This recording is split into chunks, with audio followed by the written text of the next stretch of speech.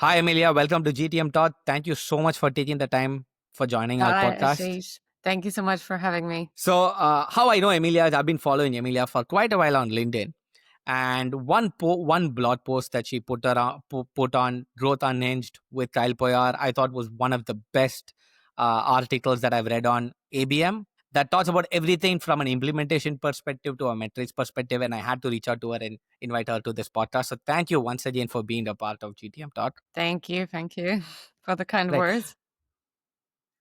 So, Emilia, so I think the starting point would be for all those who don't know to give a quick introduction about yourself, and then we can jump on all things. All right. So I've been the VP of Marketing at User Pilot for quite some time. I mean, I've been with the company for 5.5 years and started as a marketer, then moved into head of marketing, VP of marketing roles.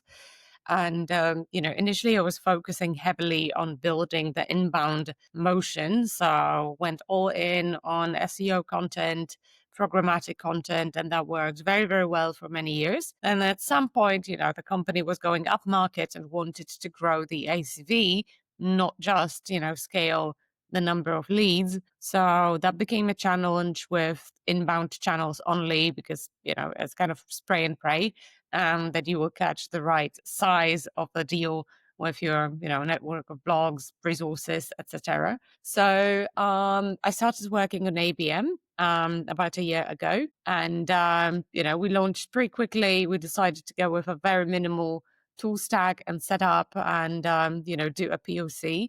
And the POC has worked so well that we've been continuing it so far, and over 2 million in pipeline from 9 months of basically ABM campaigns, $10.5 in pipeline per dollar spent, almost 400 closed ones.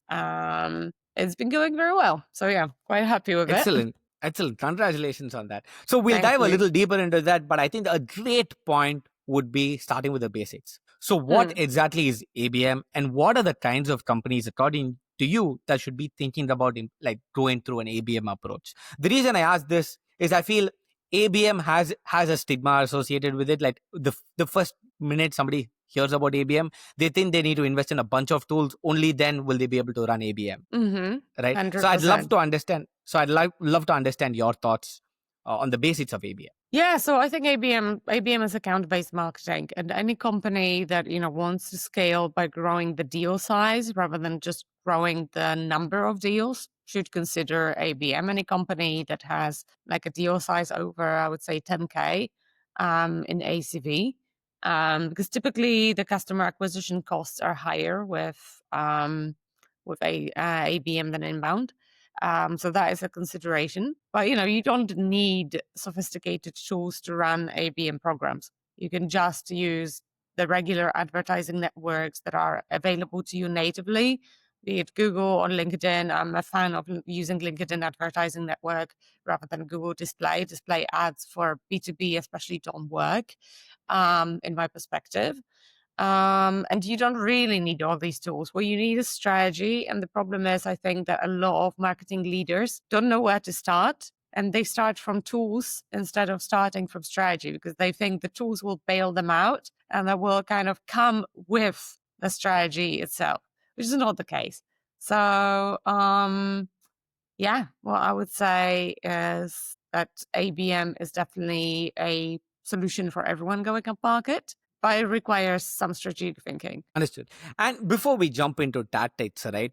I saw one of the posts on LinkedIn where you said people when they're starting ABM, they need to move away from the MQL mindset.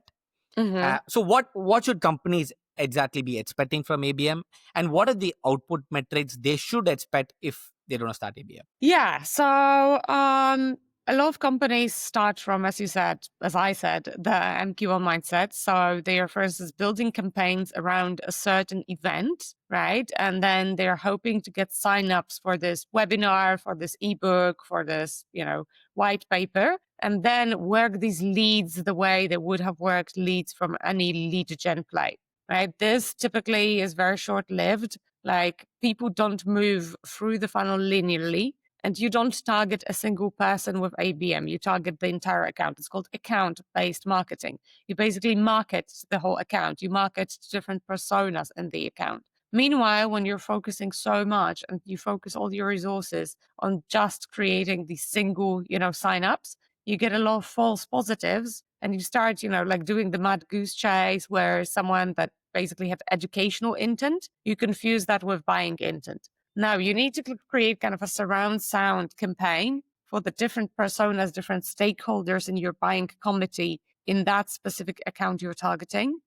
Depending on how much the account is worth to you, you can target them for one to many, one to few, where you narrow down the scope of the campaign by like a common denominator, for instance, industry, or one to one, where you target only one company at a time and everything in the campaign is bespoke for that company.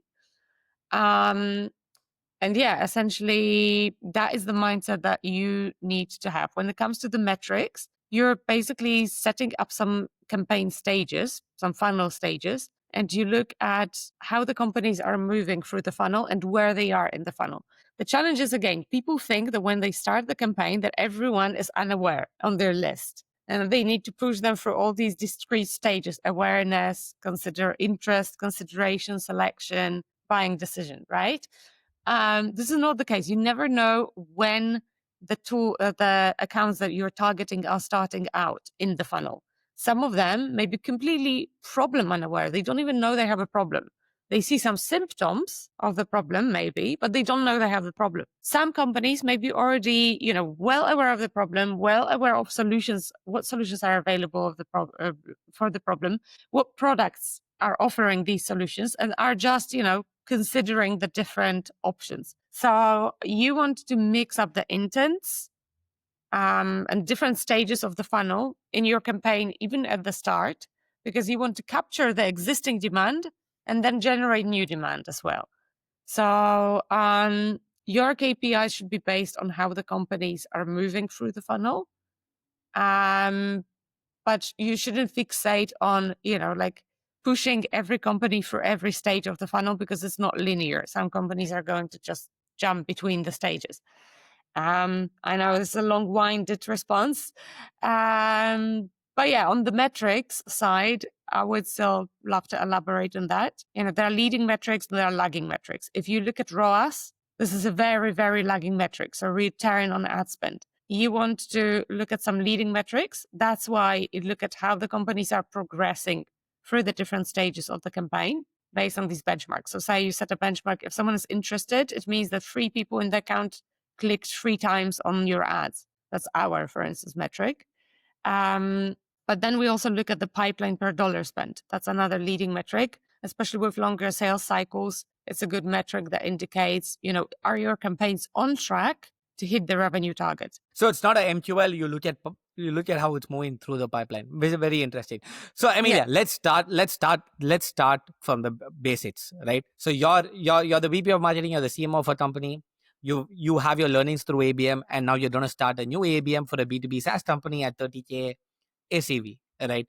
What are the first bunch of things you need to do, and how will you set this entire ABM campaign up? Yeah, the first thing you would need to do is like come up with the strategy, which accounts you're going to be targeting, and be very mindful about it, be very considerate about it. Think basically, like, are these accounts the right fit? Do they have certain common denominators that would allow you to hit your revenue goals? Think, what is your revenue goal in the first place as well? So a lot of companies are starting without even knowing what they want to achieve.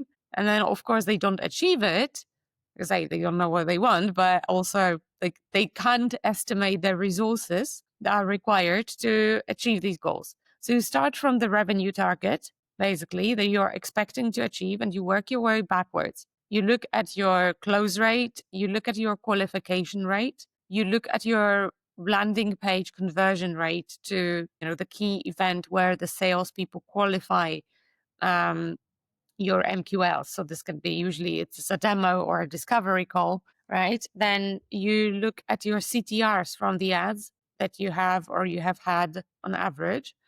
And based on that, you calculate and based on the deal size that you're aiming for, you calculate the number of basically, accounts you need to push into the discovery call or demos in order to open a certain number of deals, in order to close a certain number of deals, and to achieve a certain number of, a certain outcome, a certain revenue outcome. That's like the most basic exercise you need to do. First, like how many accounts do you need? Then based on your website conversion rates, the CTRs, you will know how many accounts you need to target to achieve basically your revenue goals. And based on that, you start looking for the right fit accounts. You think maybe you look at your closed won pipeline for the last 6 months and you look what accounts are there. Do they have any common denominators? Create a lookalike list of accounts. There are tools for that, like ePlay, like Ocean.io. They're available in Clay as well. So you basically want to create a list of accounts that have a very high chance to close at the revenue threshold that you set for yourself. So again, when you're looking at your closed won pipeline and your goal is to close accounts only above 40K ACV, then look at the accounts that closed at 40K ACV and above.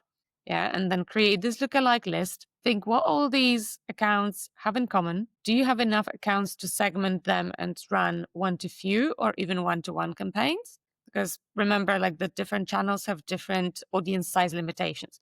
For instance, on LinkedIn, you can only run ads if you target at least 300 members in one campaign. So you can't run these super, super small campaigns to one account. You need either you're targeting very big accounts that have 300 members in your buying committee, unlikely, or you have to do one to few or one to one, right? But look at those accounts, look at how you can group them in the most meaningful way so the campaigns can still feel most personalized. And then like do deep account research, think of what the problems for these accounts are, right? And how you're going to communicate that your product is the solution for these problems.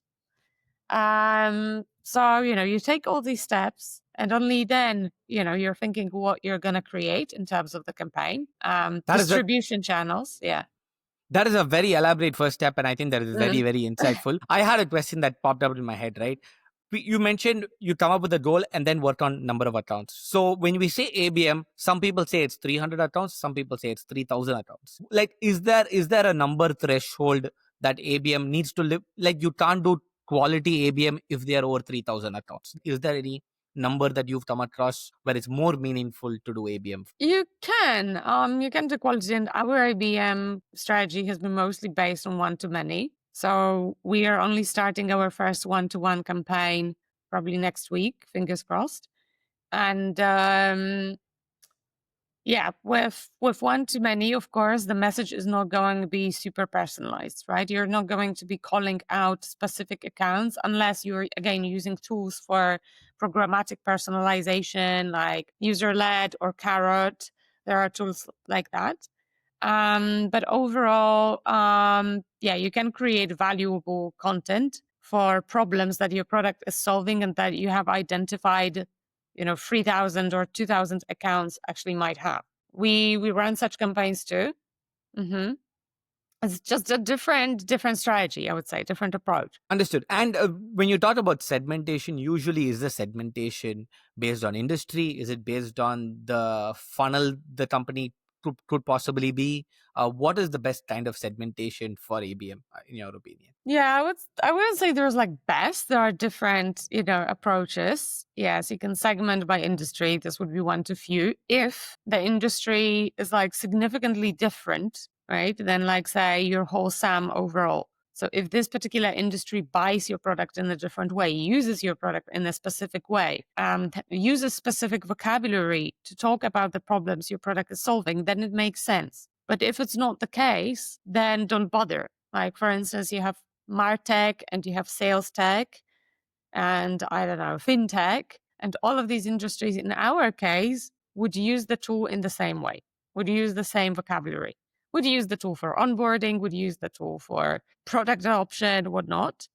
And there isn't really that much difference in how they're using it. So I don't think that creating a bespoke campaign targeting only one of these industries would add any value to us, except for increasing the costs of the campaign and increasing the CPM. Yeah. Understood. Coming back to what you started, sorry to interrupt you. Yeah, so first you've identified the list of accounts. You've used tools like Keyplay, Ocean.io based on the account information that you have in your CRM.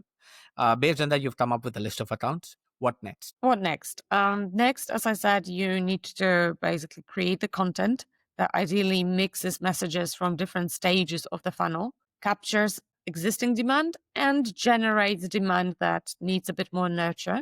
That kind of content can be around case studies, can be around like how to solve a specific problem with your solution, or even better, how company X solved problem Y with product Z.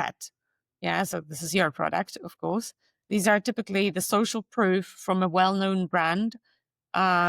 Usually provides, like a lot of reassurance and is a strong motivator for your target accounts to check out the results. You create all this content and then you decide on how you're going to distribute it. Or actually, you need to decide how you're going to distribute it before you create it, because different distribution channels have different formats of how you can distribute content on them. So in our case, we decided on LinkedIn as our distribution channel, because display advertising, as I said, is full of bots. The IP based de-anonymization of the accounts is very unreliable. So we wanted to get first party data from LinkedIn ads, and we manage that using a tool called Zen ABM. We basically use it to de-anonymize the ad engagements from our LinkedIn ads and push them into the CRM. So we know, like, we have company level properties, which company engaged with which campaign, what intent can we deduct based on these engagements, how engaged they were in any period of time.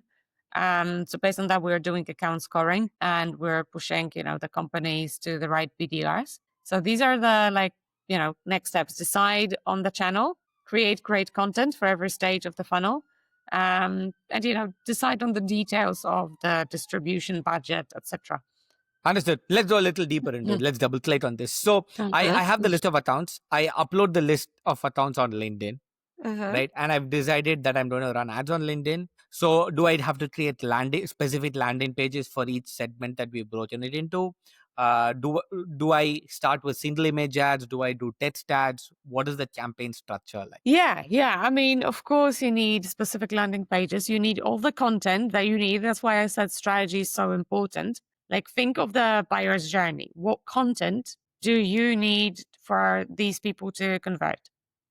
Right? Like, you want to basically push a certain message. You push it, through the ads, but that allows you to only give them so much information. What else do you need? Do you need videos? Do you need webinars? Do you need white papers, reports? Do you need these landing pages? So you create your content strategy first, and then you operationalize it on LinkedIn. How you operationalize it, again, it depends. In our case, single image ads, video ads have worked the best. DM ads to an extent, thought leader ads. So kind of pushing posts, promoted posts from our executive, from the ICPs, from influencers as our sponsored content. All these formats work, right? They work differently, but you need to have a strategy first. How many variations of this do you need? Like one single image ad will do, and do you keep adding No. as you go? Okay.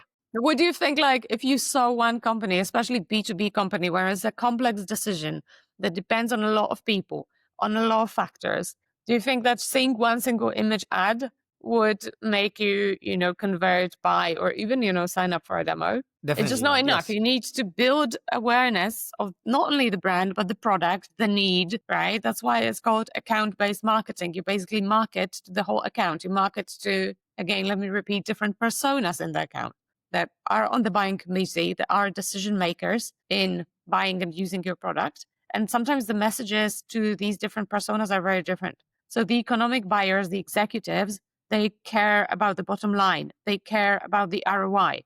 They don't care so much about, how the tool is used, or the exact, like in our case, say how you use it for product launches or how you use it to increase feature adoption. They don't care. But the ICs, right? The operators actually do care only about that. So you need to promote this message to both and make it like, tailored to the right persona and show the message in different ways, many times from different angles. It's not a single event. You can't like attribute the conversion to a single ad. Understood. So second step is again very detailed. We upload the list on LinkedIn. We have all segments. We have landing pages ready. We have single image ads, all the assets needed, and we front load them to give different options for the user to see. And then how do we operationalize this in the back end so that the BDRs or the SDRs get like they know when to reach out to these people or when they get the lead? What happens in the back end of all of this? How do we track these metrics? What are the stages we need to create in the CRM? Could you walk us through that? Yeah, sure. So we have a custom company property called ABM Stages. And basically this gets pushed for us automatically from Zen ABM. Like we set the stages there, right? So basically, like you decide that, hey, if the company has 50 impressions, then it's an aware company, right? If the company has clicked 3+ times, then the company is, interested. If the company has booked a demo or signed up for the trial, then the company is selecting. Okay. Or, if the company has, no, it's considering selecting is when they have a qualified deal.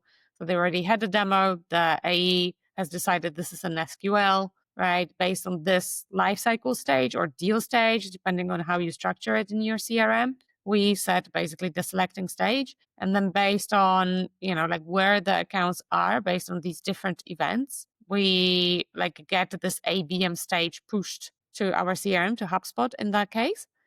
And then we have a bunch of workflows that take it further. So if the company reaches interested stage, we assign it to a specific BDR, or the BDR is already assigned because the company is in their book of business. But then, we create leads from the associated contacts. We create leads in this company. And then the BDRs have these leads stamped with the name of the ABM campaign that they came from. This is in the HubSpot sales workspace, and the intent that they show. So we harvest the intent from campaign, from LinkedIn campaigns, from the content engagements, and then basically label it. Hey, this is analytics intent, or this is user onboarding intent, right? Or this is increasing feature adoption intent. So this is Understood. how, yeah. Mhm. So I had a question here. So Yeah. if a person visits a page multiple times, then the state changes, but the person level identity is not revealed if they don't fill in a No. form. So how does the BDR team know which person to contact within the company? Because they know whom we are targeting with the campaigns, right? So, I mean, you can run contact list matched audience campaigns, and then you know exactly that this is the pool of personas that was targeted with this campaign. Well, how accurate LinkedIn is with targeting, that's a different story. Um, but that's not for this conversation, I think. Or, even if you're doing broad targeting and you just target company lists and then you target a bunch of job titles in the company, it's still fine because, you are prospect into the specific job titles and fetch the lists of people that, presumably engaged with, one of them engaged with the ads or a few of them engaged with the content. And that's fine because you really, a lot of these companies convert from inbound, right? They come from the ads directly. They land on your landing page. They think it's cool and they book a demo. A lot of these companies, like some of the members may not have clicked. They may have seen your brand. But others like may have clicked, and it's not a problem because again, you're talking on account level, right? You don't lead the conversation that, hey, you clicked, but that your company is currently looking for this solution. I'm contacting you because it seems you are responsible for this project, right? Would you like to talk about whether this is a good fit? Right. And in terms of direct demos booked versus BDRs reaching out and these demos being booked, what do you think the split looks like? So for us, the majority of demos came from direct, from inbound, from these campaigns. But the reason probably is that, our BDRs were in the sales team. They only moved to marketing like 3 weeks ago. And it's still a lot of work in progress to change things. And basically we didn't have alignment. right? So I know this word is super overplay, sales and marketing alignment, but I don't believe that the BDR should live in the sales team. If you're running ABM campaigns, they should be an integral part of the ABM campaign because their outreach is a direct extension of the campaign. And if they live in the sales department, they often aren't entirely aware what goes into the campaign, right? What messaging is basically going to be used in the campaign, etc., etc. So that's a huge problem if their outreach is then completely out of sync with what we've already collected, what information we know about the account. It's very hard to achieve this alignment if you don't work with someone side by side and if you don't actually manage them, because they may be getting conflicting, orders from their sales leader and ways of doing things, while you want this campaign to be coherent. So it's very important to treat BDRs and BDR outreach as part of the ABM campaign here. Understood. No, I know a lot of people are talking about sales alignment, and actually, my next question to you was actually around sales alignment. I'm glad you spoke about it. In terms of a team that is required for ABM, Emilia, what do you think? Like, what is the team? What is the core team that is required for ABM? Do you need a full-time person managing the ABM, or can you pull different people from different roles and assemble a team together? Yeah, that's a great question. You're giving me so many content ideas, by the way. But yeah, the ideal team, I think you should have, ideally, in the perfect word, you should have a dedicated team. In our case, we have a few team members in the marketing department that are dedicated to ABM and a few that are doing many different things, but definitely help with ABM because we don't have like the resources for a separate person to own this. In my perfect world, I would have a strategist, so someone who actually designs the campaigns, like a demand gen director who thinks of, does the audience research, does the audience segmentation, thinks of which personas we should target with what messaging, like designs the whole campaign. Um, I would have a GTM engineer or a marketing ops manager who then operationalizes this campaign design and creates all the workflows, creates the target lists with Clay, builds the audiences. I have these two people on my team. I'm very lucky now, especially the marketing operations. That's indispensable. Like I could, create the strategy myself, but I couldn't live without having someone. I mean, I could, but it would take me three, A five lot of the times time. more time. Exactly. Because you can't, strategize, manage, build, and execute at the same time yourself. Just impossible physically. And then someone to create the content, okay? Someone to create the content of the ads, the content for the ads. So these are landing pages, these are, these are any white papers, any webinars, someone to create very high quality content tailored for specific audiences, and then someone to manage the paid channels, the paid distribution channels. So in our case, we have a full-time person that manages basically LinkedIn, creates all the campaigns, uploads all the ads, manages spend, budget, tracks everything, reports on everything. Is a lot of work. And then you need a graphic designer, right? Someone to actually design the assets. There's a lot of design involved in running ABM campaigns. There's a lot of video making involved in running ABM campaigns. All of this is challenging. And yeah, I think that's it. That's my ideal dream team. Currently, we have the demand gen director, we have the marketing operations / GTM engineer, we have the graphic designer, we have the performance channel manager. We don't have the content person. So we all create the content. Even myself, I create content. I write copy for the landing pages. I create briefs for the ads. I create the visuals as examples for the graphic designer, what the ads should look like, because we don't have anyone on the team to own this at the moment. But we are hiring, so hopefully soon. Yeah. Understood. So, Emilia, how long do you need to run these ads for you to start seeing some traction or some results before you decide, saying that probably the traffic is not working or the landing page is not working or the text is not working? How long do you need to wait for this period to start optimizing your ads, and then for you to take the call, say that we need to probably change strategy, probably the list of accounts we uploaded was wrong? uh, But that's a very bad thing. If your list of accounts was wrong, then you know, you made a big mistake at the very beginning in the campaign design, and you should really pause and reflect why you're rushing into it so much, because creating all the assets, right, for a wrong set of accounts, it's like a huge waste of time, huge waste of resources, budget, everything. So yeah, but otherwise, like you should know in about, depends on, your budget depends on your frequency, account basically penetration, but you should know in about 1 or 2 weeks if your budget is sensible. So, like if your cost per click is $30 and your budget is $20, then you're not going to see a lot of results, right? Or if your CPM is, say $50, right? Cost per mil. So 1,000 impressions. And your target list is 2,000 companies and you want a frequency of 3. So in fact, you want 6,000 impressions, right? That would be 1 impression per company. Actually, you need to look at the members level. Like say you have 10,000 members in these 2,000 companies and you want 3 impressions, then you need 30,000 impressions, right? Like when is the number of impressions you're going to reach that will be statistically significant with your budget, that is going to tell you if a certain campaign, LinkedIn campaign within your campaign group, within the ABM campaign, is actually working, right? You can't answer this question. There's no one size fits all. But usually, if your budget is sensible, then it's like 1 or 2 weeks, you see your CTRs. And we have a benchmark of 0.35%.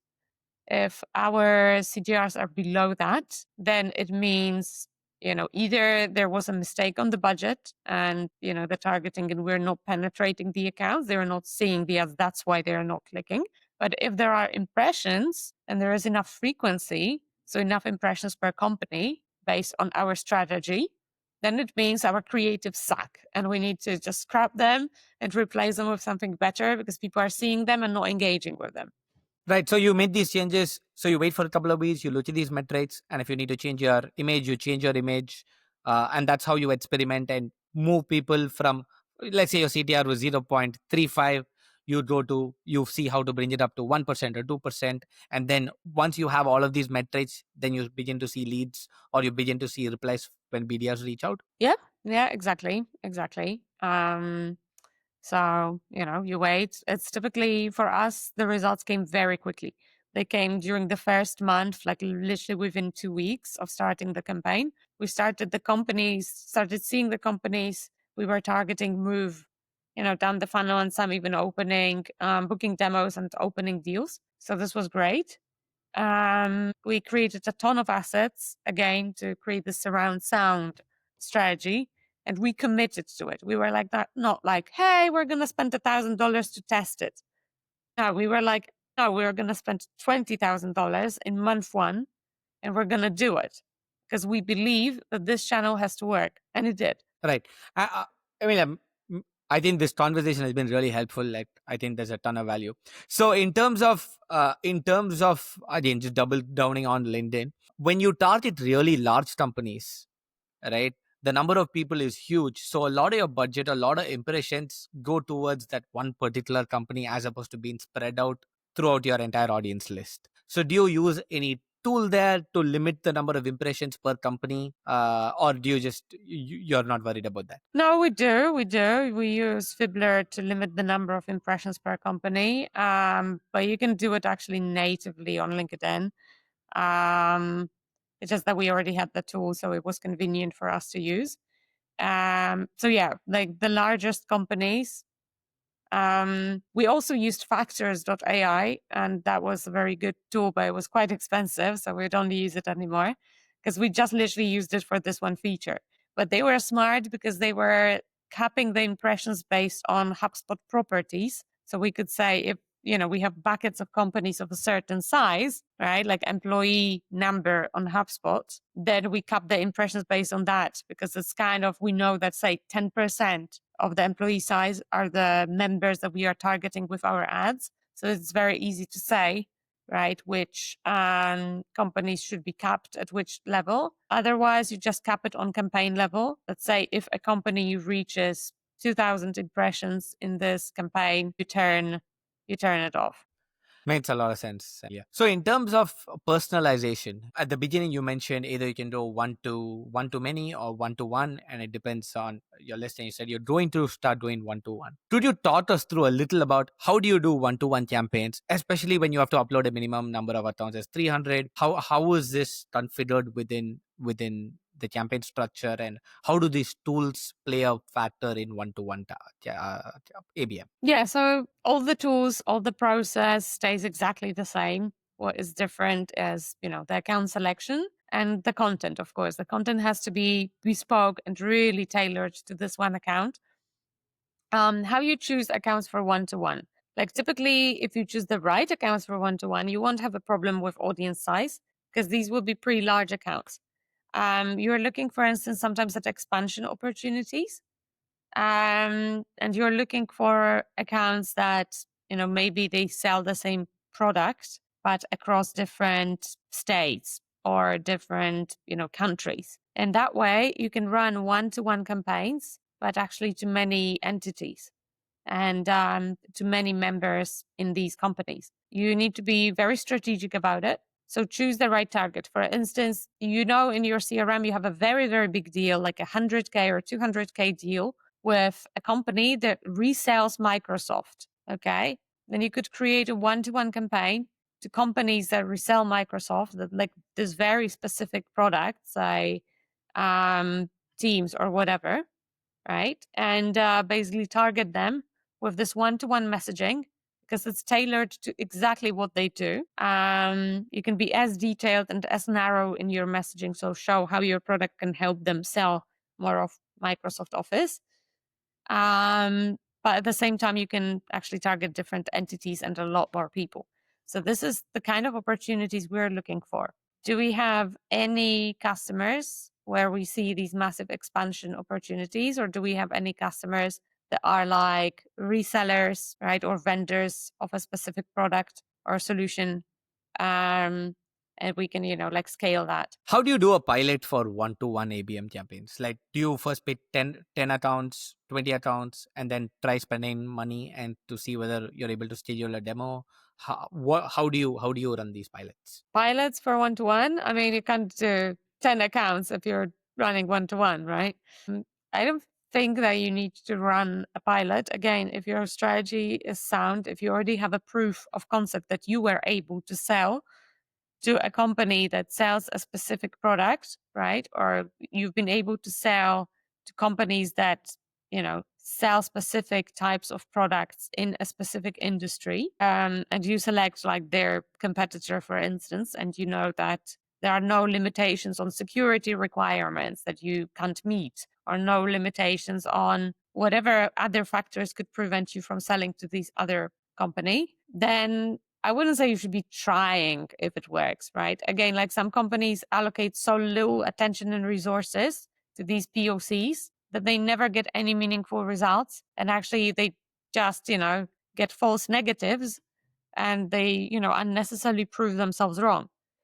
Um, so I would just pick, like one company for starters and don't roll out several one-to-one campaigns at a time. Start with one, run it, do it properly and learn from it. And of course, monitor the performance of your assets every week or every 2 weeks and see what is going on. As we already discussed, is your budget right? But then also, are the assets right? Understood. That's really helpful. Yeah, just moving on from this, I think scoring is a very crucial part from what you told me about around ABM, right? And I think it's often misunderstood.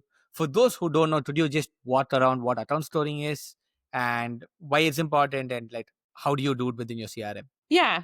Account scoring is very important. It indicates to us which accounts in the book of business should we prioritize, right? Which accounts the PDR should go after, which accounts, we should put in which campaigns and when.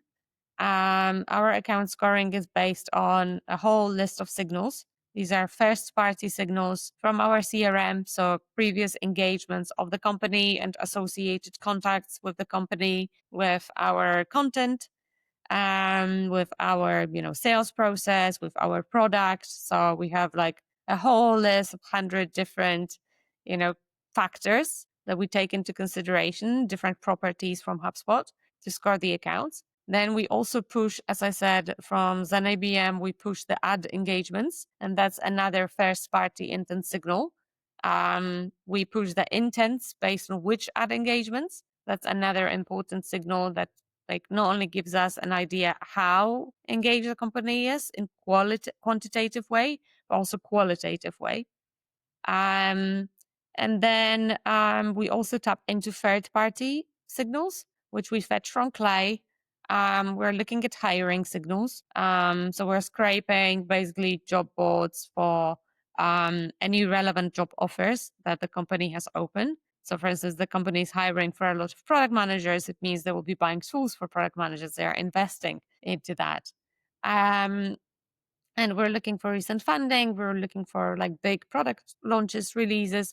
So any collateral that indicates this company could be willing to buy your product that, does not come from your CRM data or ad engagements per se.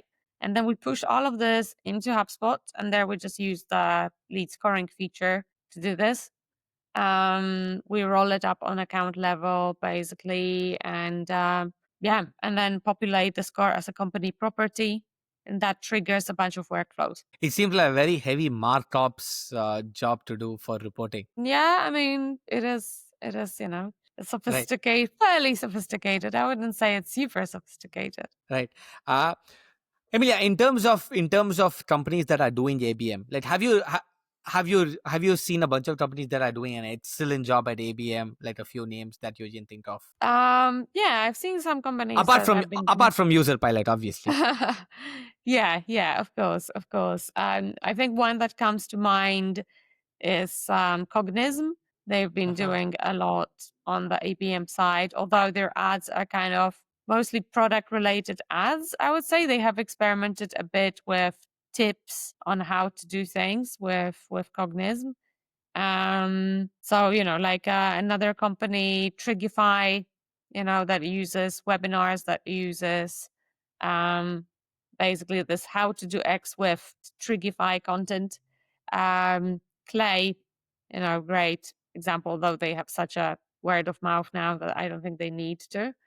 Um, but yeah, that's another great point. Which companies are doing good ABM campaigns? And yeah, I wish I had more examples off the top of my head, honestly. That's fine. You can write a post on LinkedIn and I'll look at it. Uh, Emilia, in terms of, I think we've focused heavily around paid account based marketing, right? But there are other aspects to account based marketing, like for instance, in real life advertising, sending gifts, doing creating experiences. Have you had the opportunity to do to merge in real life advertising with account based marketing? Um, we had some attempts, but not as part of, like a consistent ABM strategy. I wish that definitely, I think at like lower stages of the funnel and in these very high value and prospects, this would make sense.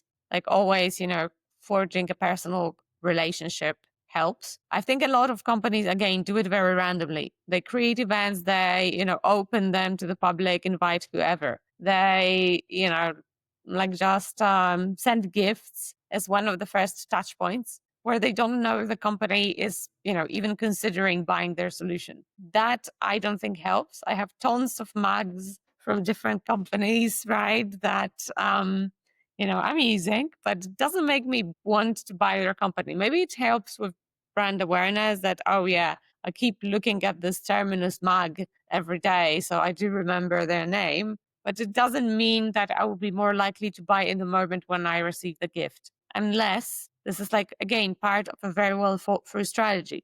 When is the right time to trigger a certain touch point? That is always super important. And I don't think companies do enough of that. That just they tap into these different channels, but it's not very thoughtful. Right. No, I Mm. completely resonate with what you're saying. Okay, that's in real life. There's another thing which is account based content, which I think we briefly touched upon. Like, how does SEO become a part of your account based marketing? Does SEO even become a part of your account based marketing strategy? I mean, in the sense that, well, if you're visible in search, if you're visible in LLMs, and one feeds to the other, right? Like if you're not visible in search, then you're not visible in LLMs. Like this provides some extra cover, but the chance that your accounts are actually actively looking for your solution at the beginning is quite low. Further on in the funnel, when they start, like they see your ads, they see your content a lot, they start engaging with your brand, maybe Googling some things related to it, then of course being there helps as any other channel. Some of the content that is produced for SEO can be repurposed into content for ABM. But SEO per se is not a distribution channel for ABM. And that's the whole crux of the issue, that usually you can't create a lot of targeted resources for a select number of companies, right? You can create resources for some industries. Again, if they're not actively searching, they will not find you. Or with a single company, would you create an SEO post targeting a single company? How would this company find you? Because what would they be searching for? Would they be Googling their own brand and then you would rank for this?